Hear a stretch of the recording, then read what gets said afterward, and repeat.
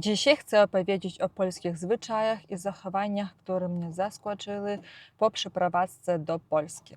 Cześć wszystkim, mam na imię Jane i witam Was na moim kanale Jane Cruz. Jestem Ukrainką, a mój mąż jest Białorusinem i razem z całą rodziną mieszkamy w Polsce już 4,5 roku. Jeżeli lubicie filmy o życiu w Polsce oczami obcokrajowców, możecie zasubskrybować mój kanał, a teraz zaczynamy. Zacznę od pierwszej rzeczy, która wydaje się tak trochę dziwna i chodzi o piętra.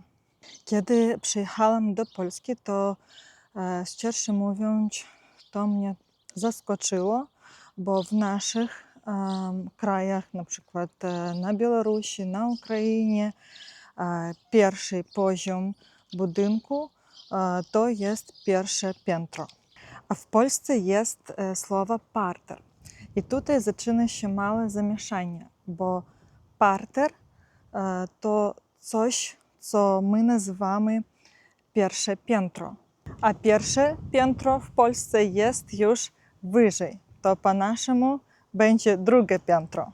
Mieszkam w Polsce już 4,5 roku i wiem, jaka jest różnica między parterem i pierwszym piętrem.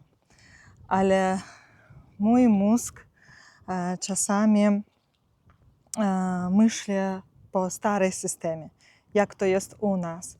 I często zapominam pro to i mówię, jak to jest u nas. Pierwsze piętro to pierwsze piętro.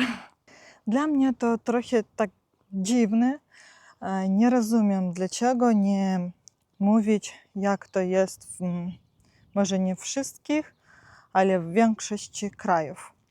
Pierwsze piętro, drugie piętro, trzecie piętro, a tak wychodzi parter, pierwsze piętro, drugie piętro i można się pomylić w tym. Kolejna rzecz, która mnie zaskoczyła, to polski parawaning.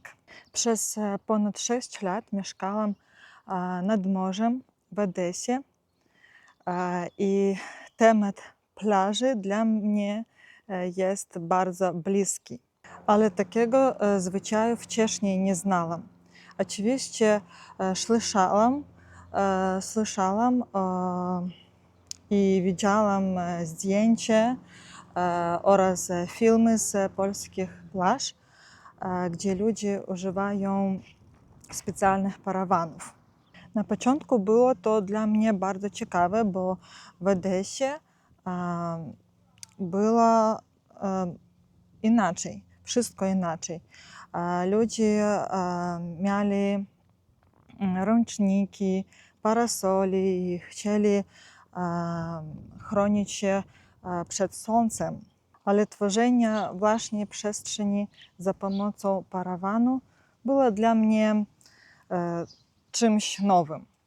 Nie wiem, dlaczego w Polsce to jest tak popularne, ale myślę, że dla wielu osób to jest wygodnie po prostu.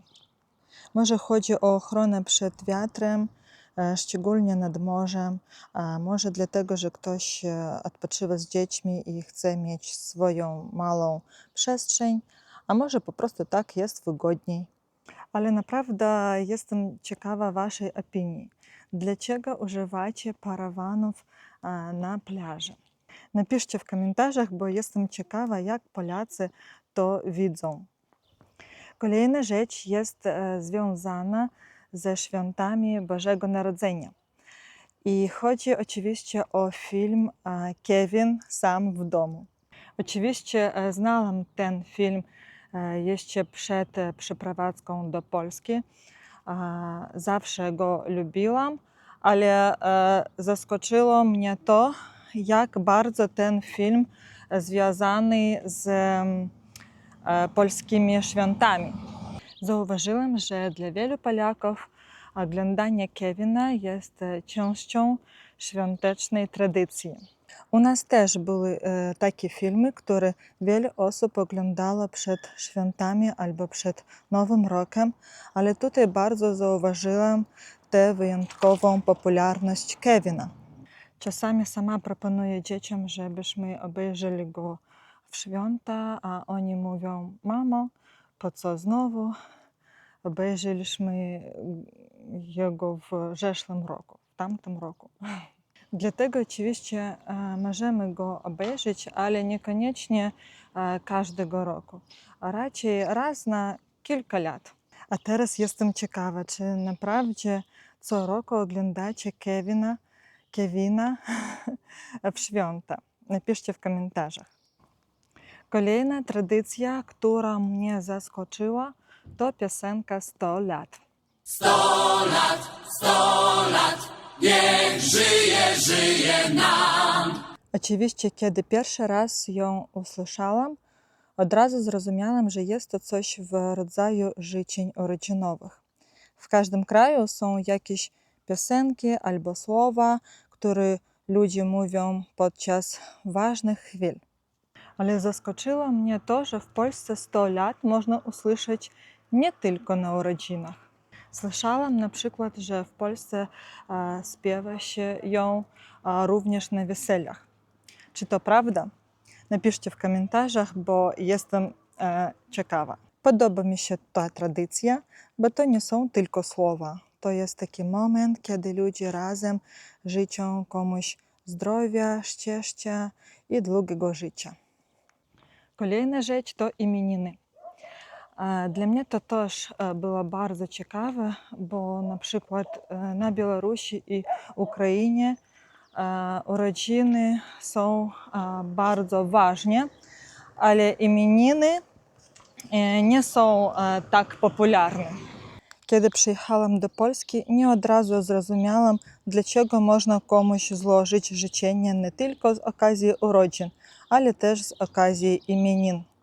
Czyli człowiek ma swoje urodziny, ale ma też dzień swojego imienia.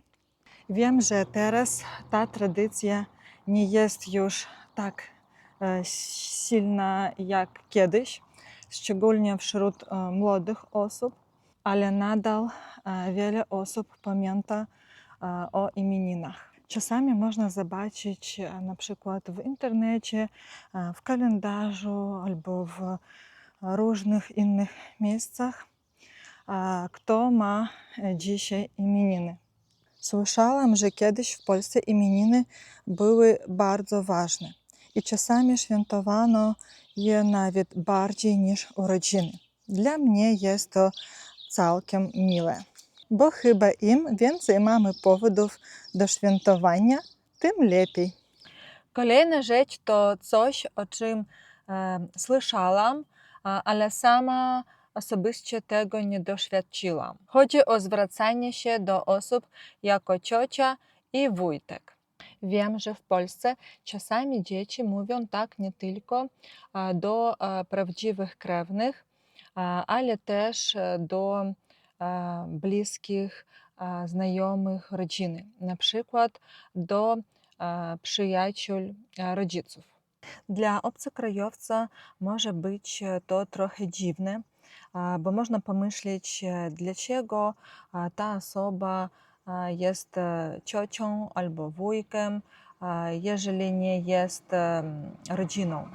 Ale z tego, co rozumiem, chodzi tutaj bardziej o bliskość i dobre relacje. Jeżeli ktoś jest bliski rodzinie, dzieciom łatwiej i naturalniej jest tak mówić. Ale tutaj chciałabym zapytać Polaków. Napiszcie w komentarzach, czy nadal często się tak mówi? Czy wasze dzieci zwracają się tak do znajomych rodziny? I teraz chcę opowiedzieć o tradycji, którą moje dzieci bardzo dobrze znają. To Szmingus Dyngus, dzień, kiedy w poniedziałek wielkanocny ludzie oblewają się wodą. Kiedy pierwszy raz usłyszałam o tej tradycji, wydała mi się bardzo ciekawa, bo w mojej kulturze nie było takiego zwyczaju, a tutaj dzieci bardzo czekają na ten dzień. W ten dzień moje dzieci biorą pistolety na wodę albo kubki z wodą i zaczynają oblewać nas wodą. Oczywiście, kiedy robią to dzieci, jest dużo śmiechu, ale zaskoczyło mnie to, że nie chodzi tylko o rodzinę. Słyszałam i widziałam, że czasami wodą oblewają się nawet obcy ludzie na ulicy. Pamiętam, że w zeszłym roku widziałam wiadomości, że straż pożarna jeździła po mieście i polewała wodą przechodniów. Dla mnie było to bardzo niezwykłe, bo na Ukrainie nie spotkałam tej tradycji. Oczywiście wszystko zależy od sytuacji, bo nie każdy chce być mokry na ulicy. Ale sam pomysł takiego święta z wodą jest bardzo ciekawy. Kolejny zwyczaj to marzanna. To taka tradycja, o której słyszałam i wydaje mi się to bardzo interesujące. Z tego co wiem, w szkołach i przedszkolach dzieci robią taką słomianą kulkę marzanę. Później idą z nią nad rzekę i symbolicznie żegnają zimę. Dla mnie jest to ciekawe, bo wygląda jak bardzo stara tradycja, ale nie wiedziałam, jak często robi to się dzisiaj.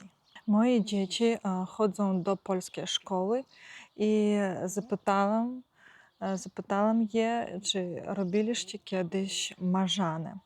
I oni odpowiedzieli, że nie i że pierwszy raz słyszę o takiej tradycji. Dlatego teraz sama jestem ciekawa, czy to zależy od szkoły, regionu, czy po prostu nie wszystkie dzieci już to robią. Napiszcie w komentarzach, czy wy robiliście marzanę w szkole, albo czy wasze dzieci robią to teraz. Kolejny punkt związany ze świętami Bożego Narodzenia. Chodzi o karpia na Wigilię. Przed świętami wiele osób kupuje karpia i przygotowuje go na Wigilię. Przed przeprowadzką do Polski nie wiedziałam, że właśnie karp jest tak mocno związany z polską kolacją wigilijną. Dla wielu rodzin bez karpia święta nie byłyby takie same. Jestem ciekawa, czy w każdej polskiej rodzinie karp musi być na wigilijnym stole. Czy może więcej osób wybiera inne potrawy i odchodzę od tej tradycji. Kolejna bardzo smaczna polska tradycja to Tłusty Czwartek. To dzień, kiedy Polacy kupują i jedzą bardzo dużo pączków. Mnie zaskakuje nie sam fakt, że ludzie lubią pączki. Bardziej zaskakuje mnie to, jak dużą skalę ma ta tradycja. Przed Tłustym Czwartkiem często pojawiają się kolejki przed cukierniami. Ludzie kupują pączki dla rodziny, znajomych, kolegów z pracy i w ten dzień można zjeść bardzo dużo pączków. Bardzo mi się to podoba, to święta w Polsce, które dodają radości w zwykłym życiu. I ostatnia rzecz, o której chcę opowiedzieć, to polska gościnność. Szczególnie zauważam to u starszego pokolenia kobiet. Mam wrażenie, że wiele polskich kobiet ma taką cechę. Jeżeli ktoś przychodzi do domu, trzeba go koniecznie nakarmić. I nie chodzi tylko o herbatę i ciasteczka. Bardzo często można usłyszeć: zjedz jeszcze trochę, zjedz choć pół talerza. I to jeszcze trochę często kończy się dokładką obiadu. Bardzo przypomina mi to nasze babcie, które zawsze martwią się, że ktoś za mało je. Widzę to szczególnie przy moich dzieciach. Kiedy moje dzieci idą do swoich kolegów, rodzice tych dzieci często chcą ich nakarmić. I nie chodzi tylko o to, żeby dać dziecku jakieś ciastko. Często to jest taki normalny obiad albo kolacja. Wydaje mi się, że w wielu krajach starsze pokolenie właśnie tak pokazuje miłość. Nie tylko słowami, ale też tym, co przygotują dla drugiej osoby. A w waszych rodzinach też tak jest? A wasze mamy albo babcie też zawsze mówią: zjedz jeszcze trochę. To były polskie zwyczaje i tradycje, o których chciałam dzisiaj z Wami porozmawiać. Niektóre z nich na początku były dla mnie czymś nowym, niektóre nie rozumiałam, a niektóre po prostu bardzo mnie zainteresowały. Mieszkam w Polsce już 4,5 roku i cały czas poznaję coś nowego o polskiej kulturze. Jestem bardzo ciekawa Waszej opinii. Które polskie tradycje są dla Was najważniejsze? Napiszcie w komentarzach, bardzo chętnie przeczytam Wasze odpowiedzi. Jeżeli podobał Wam się ten film, zostawcie łapkę w górę i zasubskrybujcie mój kanał. Do zobaczenia w kolejnym filmie. Pa, pa!